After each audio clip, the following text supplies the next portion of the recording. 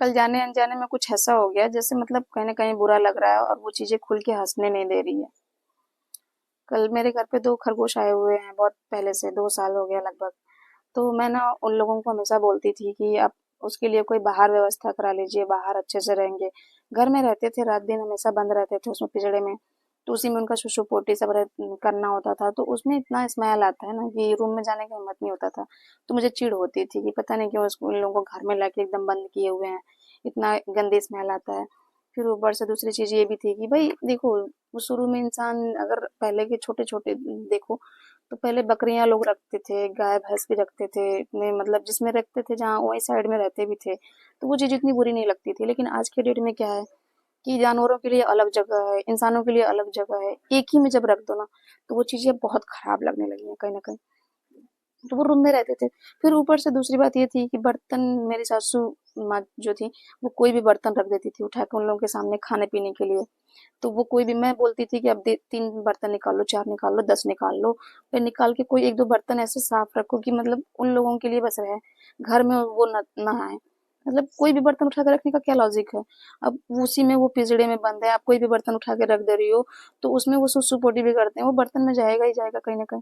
मैं ये बोलती थी कि 2-4 बर्तन निकाल दो, निकालने के लिए तो बोलती थी ना, उसमें क्या था? पहले के ज़माने की तरह तो है नहीं कि 2 बर्तन इंसान का तो वो भी निकाल देगा तो कहाँ से खाएगा? अब तो बर्तन ही बर्तन होते हैं। इंसान चाहे तो 2 से 4 भी निकाल सकता है। इसमें कौन-सी बड़ी बात थी? लेकिन नहीं, मैं चिढ़ती थी इसलिए मैं ऐसा बोलती थी। और कल क्या हुआ कि मतलब मेरा बेटा सुबह से बहुत परेशान किया हुआ था।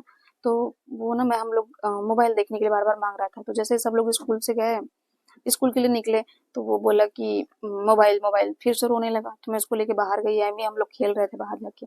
तो पिंजड़े के पास लेके गई। मैंने बोला देखो रैबिट, रैबिट मतलब पहली बार नहीं हुआ था, ऐसा हमेशा होता है, बहुत बार होता है।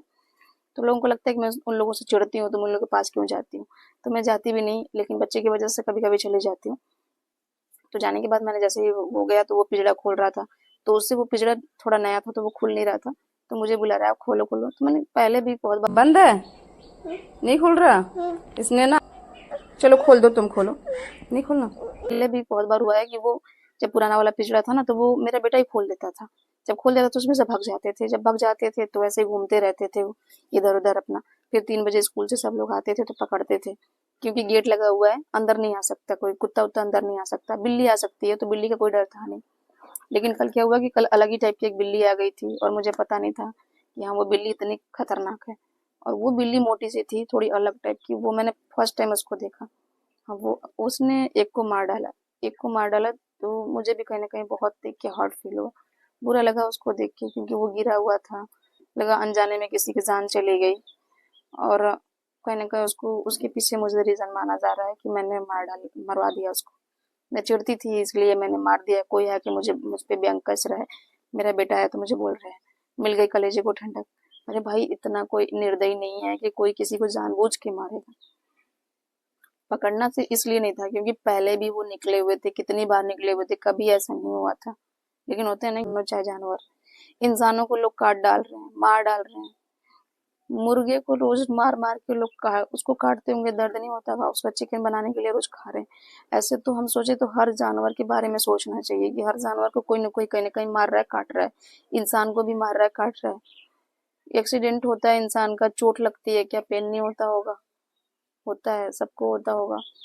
लेकिन नहीं, उसके पीछे मैं हूँ रीज़न कि मैंने जानबूझ के मारा।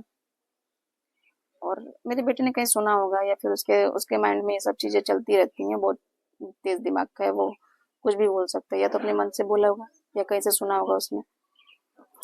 तो कहीं न कहीं होता है कि भाई इतना कोई कठोर नहीं है। हाँ, एक पल के लिए होता है कि अगर भाई हमारे साथ कोई बुरा कर रहा है तो हम उसके लिए बुरा सोच सकते हैं ज़रूर, उसको मारने का सोच सकते हैं। लेकिन उन लोगों ने बुरा नहीं किया था कि मैं उन लोगों को मरवा डालूँ। तो कहीं न कहीं रीज़न तो मैं ही हूँ। मुझे खुद बुरा लग रहा है कि मेरी वज़ह से किसी की जान चली गई।